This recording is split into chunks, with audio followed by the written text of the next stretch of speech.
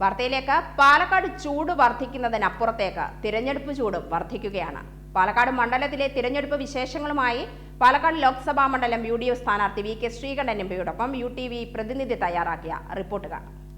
പാലക്കാട് 40 ഡിഗ്രിയിലധികം ചൂടാണ്. ഒപ്പം തന്നെ തെരഞ്ഞെടുപ്പ് ചൂടും പൊടി പൊടിക്കുകയാണ്. പാലക്കാട് UDF സ്ഥാനാർത്ഥിയായിട്ടുള്ള VK ശ്രീകണ്ഠൻ നമ്മളോടൊപ്പം ചേരുന്നുണ്ട്. ഈ കൊടും ചൂടിലും തെരഞ്ഞെടുപ്പ് പ്രചരണങ്ങളെല്ലാം ഇപ്പോൾ വലിയ രീതിയിൽ തന്നെ നടക്കുന്നുണ്ട്. എത്രത്തോളം ആവേശം പാലക്കാട് ഇപ്പോൾ കാണാൻ കഴിയുന്നുണ്ട്? വലിയ ആവേശത്തിലാണ്. നോമ്പും പെരുന്നാളും കഴിഞ്ഞപ്പോൾ 10 മടങ്ങ് ആവേശത്തിലാണ് നമ്മുടെ പ്രവർത്തകർ.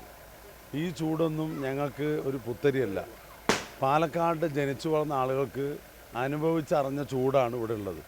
രാഷ്ട്രീയ ചൂടിലാണെങ്കിൽ നല്ല സുപരിചിതരായിട്ടുള്ള ആളുകളാണ്. ഞങ്ങൾക്ക് ആ ചൂടൊന്നും വലിയ പ്രശ്നമായി തോന്നുന്നില്ല. പക്ഷേ മനുഷ്യ സഹജമായിട്ടുള്ള ചൂടുണ്ടാവും.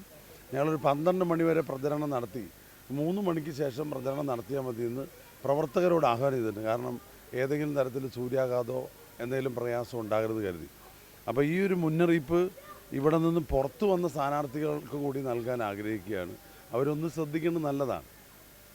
ഇപ്പോൾ BJPയുടെ തന്നെ നരേന്ദ്രമോദി, NDAയോടൊപ്പം നരേന്ദ്രമോദി ഉൾപ്പെടെയുള്ളവർ പ്രചരണം നടത്തിക്കഴിഞ്ഞു.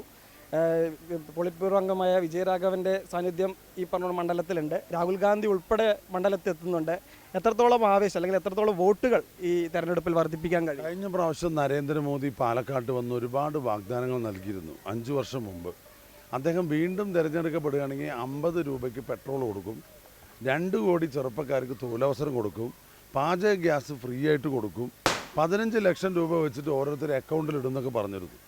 എന്തോ ഇത്തവണ വന്നിട്ട് അദ്ദേഹം ഒന്നും പറഞ്ഞില്ല. അതൊന്നും ചെയ്യാൻ കഴിയാത്ത ഒരു ഹതഭാഗ്യനായ പ്രധാനമന്ത്രി വന്നു പോയി എന്നല്ലാതെ അതുകൊണ്ട് പാലക്കാട് പ്രത്യേകിച്ച് എഫക്റ്റൊന്നും ഉണ്ടാകില്ല. നമ്മളെ നേതാവ് വരുന്നുണ്ട്. ആരാന്നറിയോ? ഇന്ത്യ സഖ്യത്തിന് നേതൃത്വം നൽകുന്ന ശ്രീ രാഹുൽ ഗാന്ധി ഏപ്രിൽ 18 പാലക്കാട് വരുന്നുണ്ട്. ആ ആവേശം ജനങ്ങൾ മൊത്തം ഏറ്റെടുക്കും. ഒരു മതേതര ഇന്ത്യക്ക് വേണ്ടി പാലക്കാട് 1ാം നിരയിൽ തന്നെ ഉണ്ടാകും. കഴിഞ്ഞ തെരഞ്ഞെടുപ്പിൽ തന്നെ ഭൂരിപക്ഷത്തിലോടുള്ള എത്രത്തോളം വർധന ഈ തെരഞ്ഞെടുപ്പിൽ ഉണ്ടാകും, അത് എത്രത്തോളം ആയിരിക്കും എന്നൊരു ഇത് പറയാമോ? വിജയിക്കുമെന്നുള്ള കാര്യം ഉറപ്പ്. ഭൂരിപക്ഷം തീരുമാനിക്കുന്നത് വോട്ട് ചെയ്യുന്ന ജനങ്ങളാണ്. അവരെത്രയാ ഭൂരിപക്ഷം തരാമെന്ന് ഇപ്പോൾ പറയാൻ കഴിയില്ല.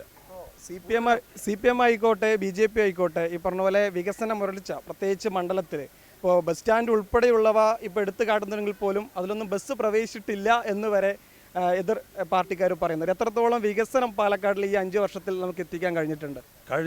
ഞാൻ MP ആവുന്നതിൻ്റെ മുമ്പ് 23 വർഷം ഇടതുപക്ഷ MPമാരായിരുന്നു. ഏത് നേതാവായിട്ട് വേണമെങ്കിലും ഒരു പരസ്യ സംവാദത്തിന് ഞാൻ തയ്യാറാണ്.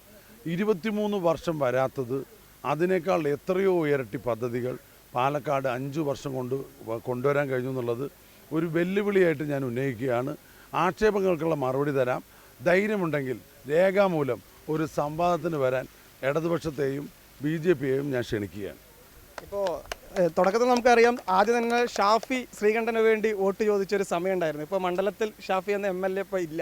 അപ്പോൾ എത്രത്തോളം ആ ഒരു കുറവ് ഇപ്പോൾ ഷാഫിയുടെ ഭാഗത്തു നിന്നും പല പരിപാടികളിലും ശ്രീകണ്ഠന് വേണ്ടി വോട്ട് ചോദിച്ച വീഡിയോകളും പരിപാടികളെല്ലാം നടന്നിരുന്നു. ആ ഒരു കുറവ് എത്രത്തോളം മണ്ഡലത്തിൽ ഇല്ലാത്തത് എങ്ങനെ ബാധിക്കുന്നുണ്ട്? ഷാഫി പാലക്കാട്ട് MLA ആണ് ഇപ്പോഴും.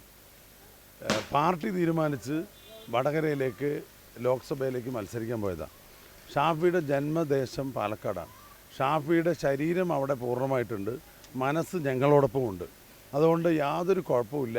ഞങ്ങൾ 2 പേരും ഒരുമിച്ച് പാർലമെൻറ്റിൽ പോകും. അപ്പോൾ ഇത്തരത്തിൽ പ്രചരണ ചൂടുകളെല്ലാം ഇപ്പോൾ വലിയ രീതിയിൽ നടക്കുന്നുണ്ട്. VK ശ്രീകണ്ഠൻ്റെ പര്യടനത്തിൻ്റെ നമുക്ക് മറുപടിയാണ് ഇപ്പോൾ കണ്ടത്. ഇനി അടുത്ത സ്ഥലങ്ങളിലേക്ക് വോട്ട് അഭ്യർത്ഥിച്ചു പോവുകയാണ്. എന്നാലും പാലക്കാട് UDF വിജയം തന്നെയാണ് പ്രതീക്ഷ. നമുക്ക് ഇപ്പോൾ കാണാനാകും പല സ്പോട്ടുകളിലായി പല സ്ഥലങ്ങളിലായിട്ടുള്ള വോട്ടഭ്യർത്ഥന. എന്നാലും VK ശ്രീകണ്ഠനെ സംബന്ധിച്ചിടത്തോളം ഈ പറഞ്ഞ പോലെ ഈ വർഷവും വലിയ രീതിയിലുള്ള വിജയം, നല്ല ഭൂരിപക്ഷത്തോടുള്ള വിജയം തന്നെയാണ് പറയുന്നത്.